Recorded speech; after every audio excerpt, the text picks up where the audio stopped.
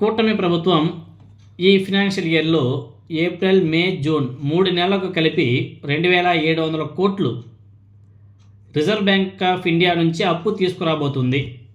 అప్పుడే ఆల్రెడీ 3 నెలలకు కావాల్సినటువంటి ఆ ఇండెంట్ కూడా ముందుగానే ఇచ్చేసింది కూటమి ప్రభుత్వం. ఇంకా ఆర్బీఐ వాళ్ళు కూడా డేటా రిలీజ్ చేశారు.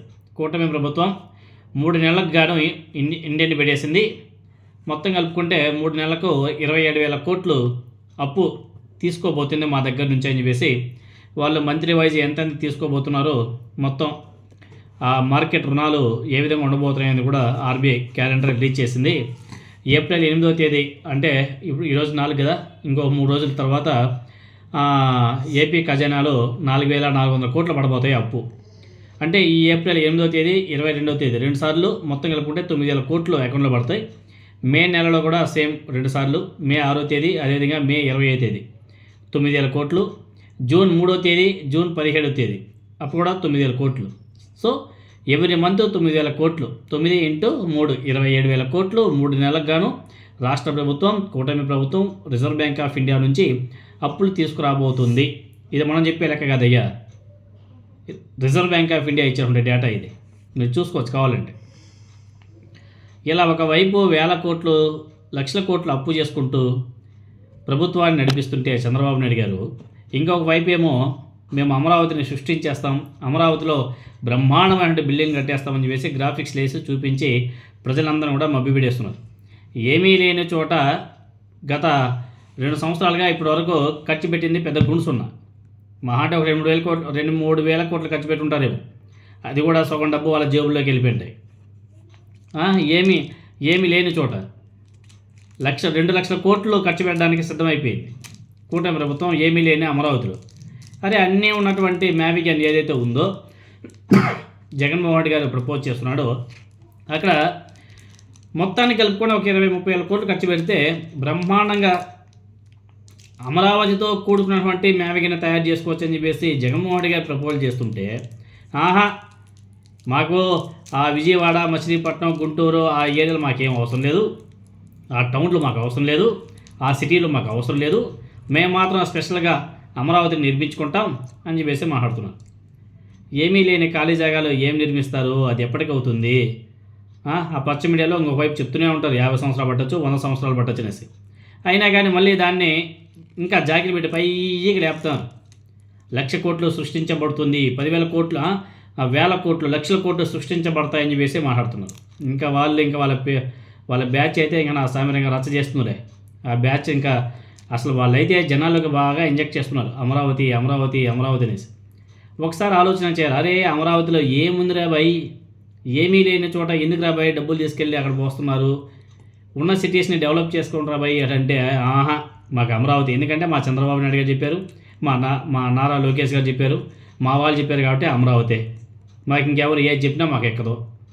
ఇంకా వాళ్ళ మీడియా వాళ్ళ బ్యాచ్ మొత్తం దిగేసినారు. ఇక ఎప్పుడైతే జగన్మోహన్ రెడ్డి గారు మావి గన్ అనేసి పేరు పెట్టి మాట్లాడాడో అందరూ దిగేశారు. పచ్చ మీడియాలో రోజు డిబేట్లు, గత 3 రోజులుగా ఎల్లో మీడియాలో డిబేట్ల దాని మీదనే.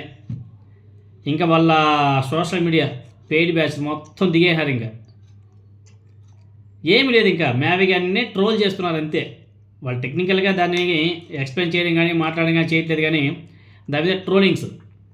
అరే అమరావతిలో మనం ఏం చేస్తున్నాం అనేది మాత్రం ఆలోచన చేయరు. గతంలో 5 సంవత్సరాలు ఏం చేసాం మనం, ఇప్పుడు 2 సంవత్సరాలు అయిపోయింది ఏం చేశాము అనేది మాత్రం చెప్పుకోరు. కానీ జగన్మోహన్ రెడ్డి గారి మ్యావిగన్ దాన్ని మాత్రం బాగా ట్రోల్ చేస్తారు. ఇప్పుడు రీసెంట్గా ఈ కూటమి అధికారం చేపట్టిన తర్వాత అమరావతిలో ఏం చేశారంటే కట్టడాలు ఎప్పటికి అవుతాయండి కట్టడాలు? ఎవరైనా సరే సమాధానం చెప్తున్నారా? ఒక స్క్వేర్ ఫీట్కే 1,400 రూపాయలు ఖర్చు పెట్టి 14,000 రూపాయలు ఖర్చు పెట్టి కన్స్ట్రక్షన్ చేస్తున్నారు.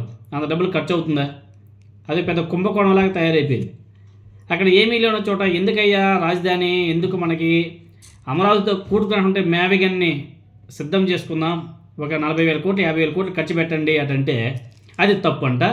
ఏమీ లేని చోట ఎటువంటి కనెక్టివిటీ లేని చోట అసలు ఒరిజినల్ అమరావతికి ఈ అమరావతికి అప్రాక్సిమేట్లీ 16 కిలోమీటర్ డిస్టెన్స్ ఉంటుంది. దీనికి నియర్ బైలో ఎటువంటి ఎయిర్పోర్ట్ లేవు, రైల్ కనెక్టివిటీ లేదు, రోడ్ మార్గాలు ప్రాపర్గా లేవు. ఉన్న సిటీస్ని డెవలప్ చేసుకుందామంటే అది మాత్రం బాగలేదంట. ఏమీ లేని చోట ఏదో ఉందని చెప్పేసి గ్రాఫిక్స్ వేసి చూపించేస్తే మాత్రం అది బ్రహ్మాండం అంట. అసలు మనకన్నా సరే బుర్ర పనిచేయాలి కదా. అరే ఎవరు ఏం మాట్లాడుతున్నారో, ఎవరి కోసం మాట్లాడుతున్నారో ఒకసారి ఆలోచన చేయాలి కదా. ఏం చేసుకుంటారు అమరావతిలో ల్యాండ్ ఏంది, రియల్ ఎస్టేట్ వ్యాపారం చేసుకుంటారా? రియల్ ఎస్టేట్ వ్యాపారం చేసుకోవడానికి 4 విద్యా సంస్థలు వస్తే రాజధాని అయిపోతుందా? రాజధాని అంటే ఎలా ఉండాలా? అన్ని రకాల డెవలప్మెంట్ యాక్టివిటీస్ ఉండాలి. ఒకవైపు ఎడ్యుకేషన్ ఉండాలా, ఇంకోవైపు ఇండస్ట్రియల్ కారిడార్లు ఉండాలా, మరోవైపు అన్నీ ఇంకా పెద్ద కారిడార్ గ్రోత్ లాగా ఉండాలి.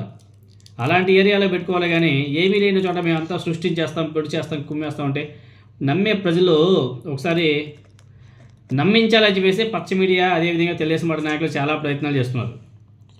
ఒకసారి నిజాల్లోకి రండి, ఆలోచన చేయండి, బాగా ఆలోచన చేయండి, తప్పులేదు. అది నిజం, జగన్మోహన్ గారు చెప్పింది తప్ప రైట్ అనేది ఒకసారి ఆలోచన చేయండి. మిగతా రాష్ట్రాల్లో, మిగతా దేశాల్లో ఎటువంటి యాక్టివిటీస్ నడుస్తున్నాయి? మిగతా దేశాలంతా కూడా ఏఐతో వాళ్ళు పరిగెడుతుంటే మనం మాత్రం అమరావతి అని చెప్పేసి ఎక్కడ ఇంకా గోతులు దవ్వుకుంటున్నాం. కాబట్టి ఒకసారి పునరాలోచన చేయండి. చూడండి, అప్పులు 3 నెలలకు కానీ అడ్వాన్స్గా ముందుగానే చంద్రబాబు నాయుడు గారు ఇండియన్ పెట్టాడు. 9 × 3 27,000 కోట్లు 3 నెలలకు. ఈ డబ్బులంతా ఎందుకు, ఎక్కడ అప్పు చేసి ఎక్కడ పెడుతున్నారు, ఎందుకు పెడుతున్నాడో వీటి మన లెక్క పక్కా ఉండదు. వీటిని ఎవరు కూడా అడగరు. ఇదే కానీ జగన్మోహన్ గారు చేసి ఉంటే ఏ విధంగా రచ్చ చేసేవాళ్ళండి?